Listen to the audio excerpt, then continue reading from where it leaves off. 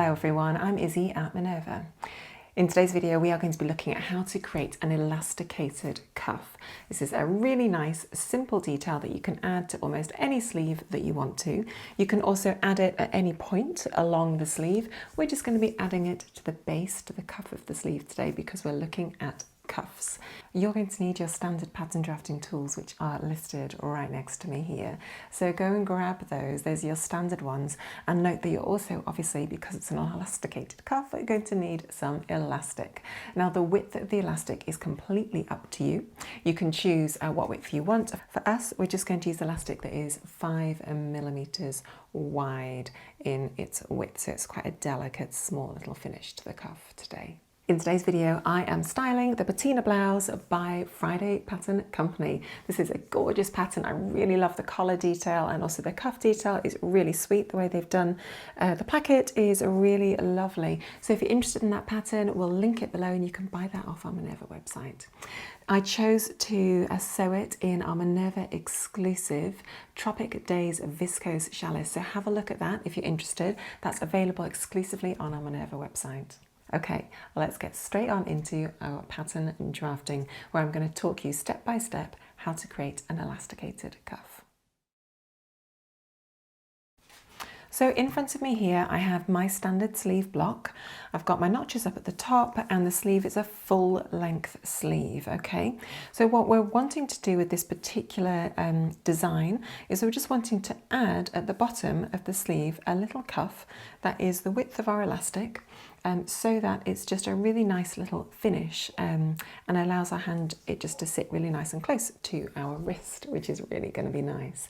So obviously, as I said, you can put this anywhere you want on the sleeve arm, but we're going to put it right down at the bottom.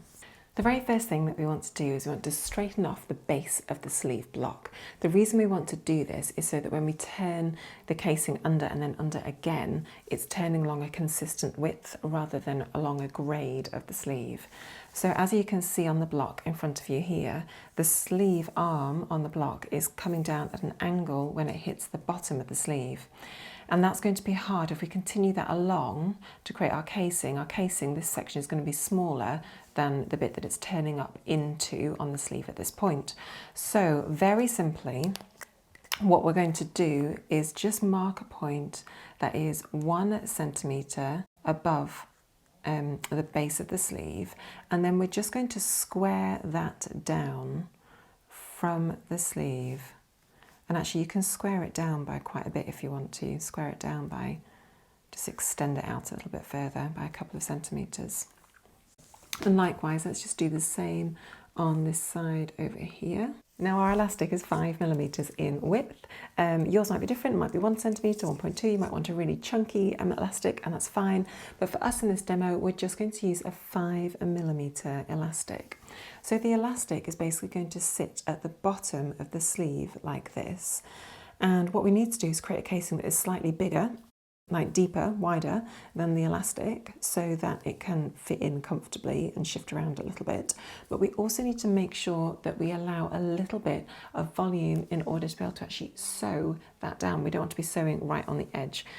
So what I'm going to suggest is that we draw a fold line that is 1 centimetre offset from the base of the sleeve, and then another one that is 2 centimetres offset. So we're drawing 2 parallel lines, one at 1 centimetre offset and the next one 2 centimetres offset.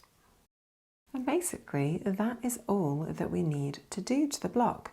We've allowed extra volume for the elastic down here, so it's all looking really nice. So all we need to do now is grab our tracing paper and create our pattern piece.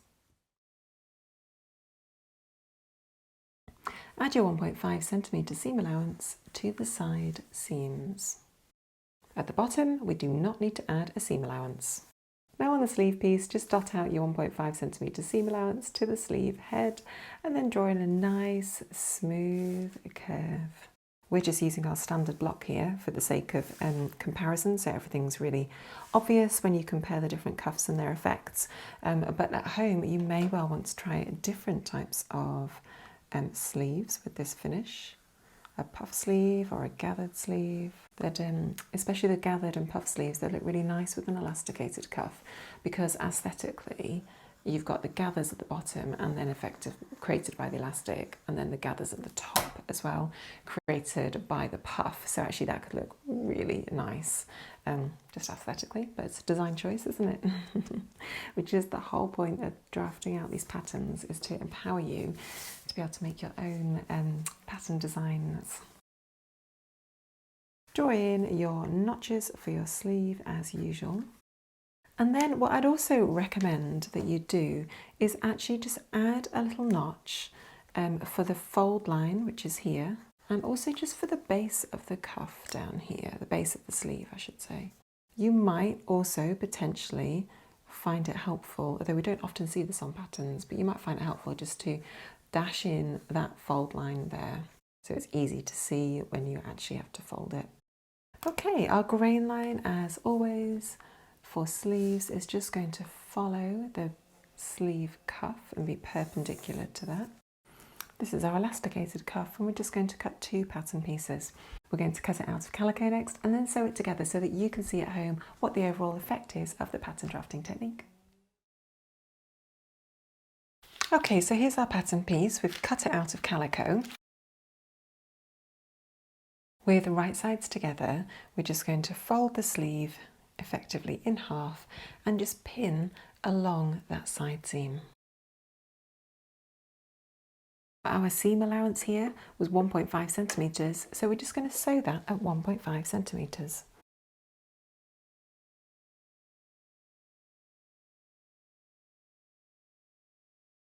Next, just press that seam open so it sits nice and flat.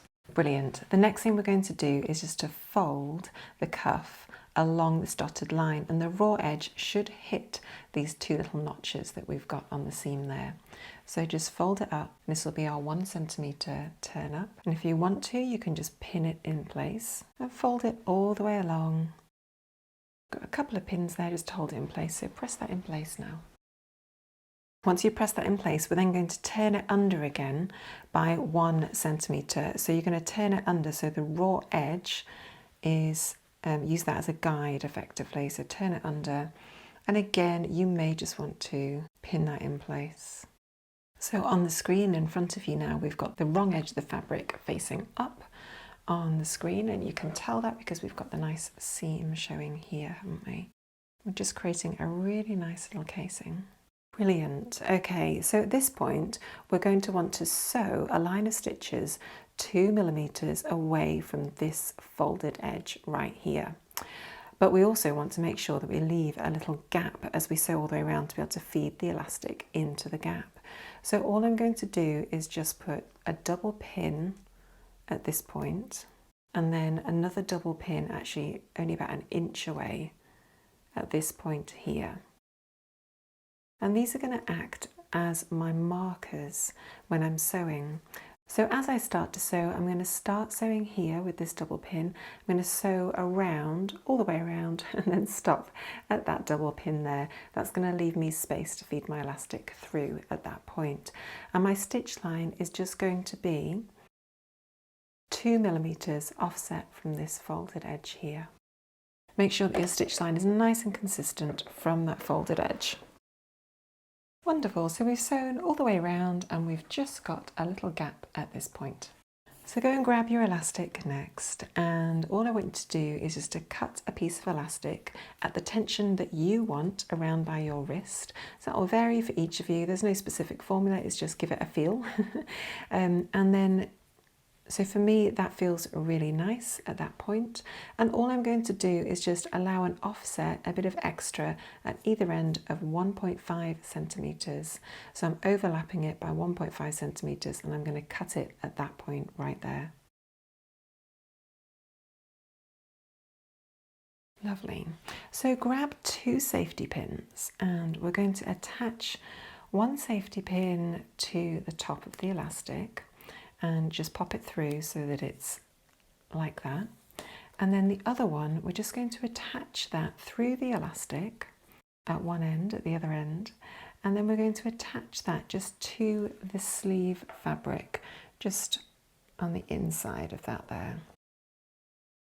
I like to attach it onto the inside of the cuffing so that if there's a hole created by the safety pin, you can't see it on the right side.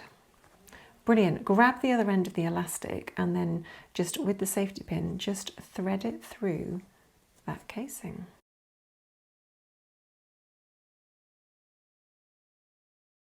And when it gets to the other side, just pull it out. So you've got a nice amount of elastic there.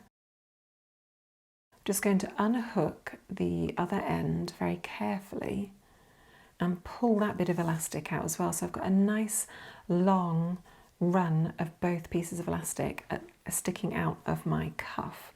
Take those safety pins off and then making sure that the elastic is sitting nice and flat, as in it's flat all the way around your cuff. All we're going to do is then just pop one piece of elastic over the other and overlap it by 1.5 centimetres. This is exactly the same amount that we allowed for when we cut it off our wrist. Next, I want you just to sew those two pieces of elastic together. You might find it easier to use a zigzag stitch on your machine or simply hand stitch it together. The choice is yours. Just like that. Now that it's a continuous loop of elastic, you can just ease that back into the casing. And then the final thing we need to do is just sew between those two stitch lines. Just make sure that you don't catch any of the elastic as you sew this final bit of the casing. So there we have it, a cute little cuff detail looking absolutely gorgeous and really a simple, nice addition to any sleeve, just to create a nice finished look to your cuff. So thank you for joining me today as we finish our mini-series all about cuffs. This is the last one in the series, and next week we are moving on to create a dress block, which is going to be lots of fun.